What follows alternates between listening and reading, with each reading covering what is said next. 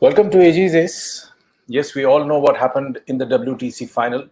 Congratulations to the New Zealand team and to a magnificent batting display by their skipper, Kane Williamson.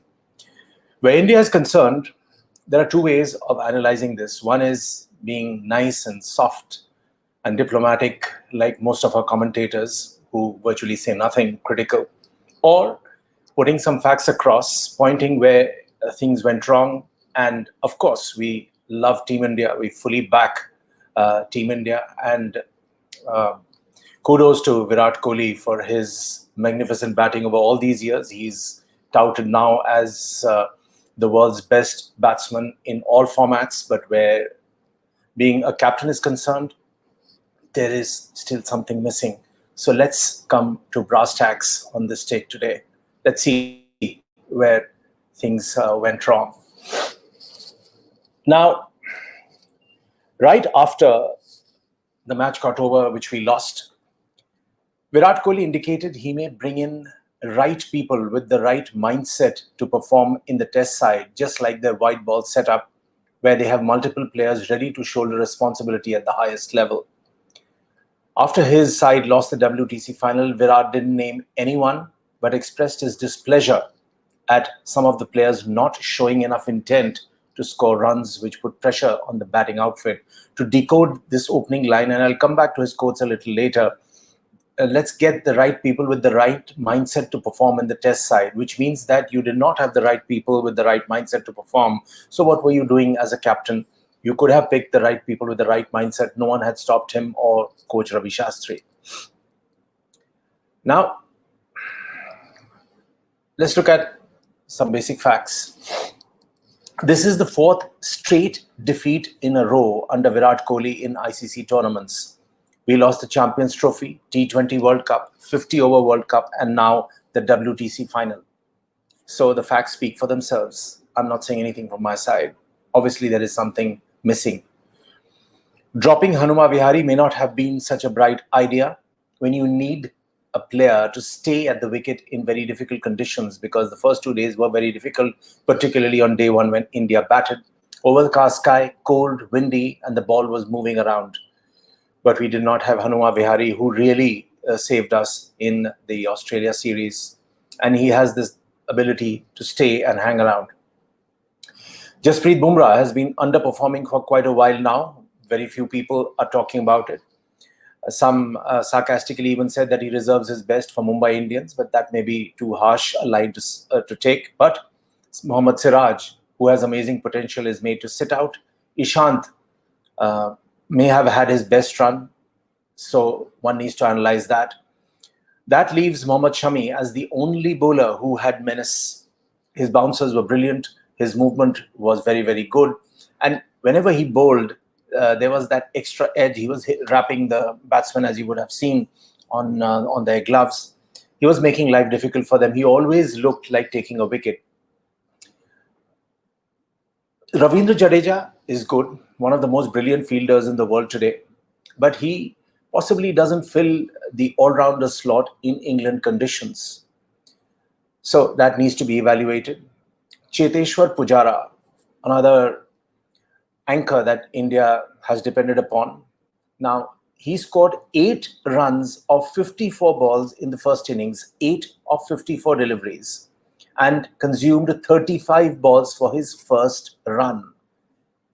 He then managed just 15 runs of 18 balls in the second innings. So here is a front line batsman who's playing in difficult conditions. So his job is not just to hang around. His job is also to score. And maybe that mindset needs to be reevaluated. So it's not just going to be enough that you just hang around and while the pressure gets transferred on the other batsman, and obviously things go awry. Rishabh Pant, in contrast, played a box office innings, to borrow Jos Butler's phrase. But it seemed he and Pujara were playing in 2 different time zones. It was too late for such heroics. Shubman Gill, I'm a fan of the young guy. He's been playing cameos for a while now, which is not an opener's job. Unless he ups the ante, India has a big problem on its hands, and that is something that needs to be addressed.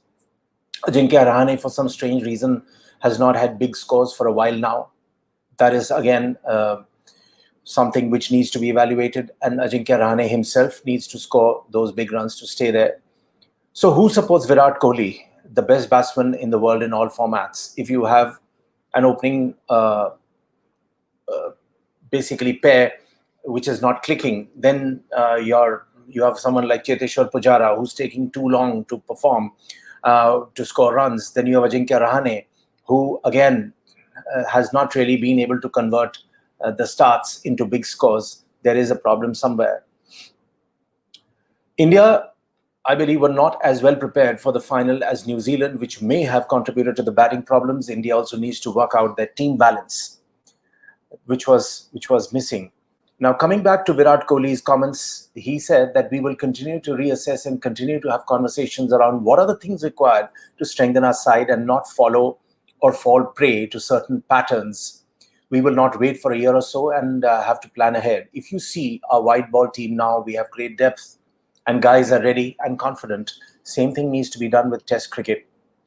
You have to reassess and replan and understand what dynamics work for the team and how we can be fearless. Bring in right people who have the right mindset to perform. This word fearless has now been used ad nauseum, not only by Coach Ravi Shastri, but by Virat Kohli. It's great to be fearless, but please remember now that after this loss in the WTC final, India will be playing 5 tests against England, and that is going to be a real hard call. You seriously need to reevaluate the bowling attack, and where batters are concerned, they need to support the skipper much, much better, and it's not happening.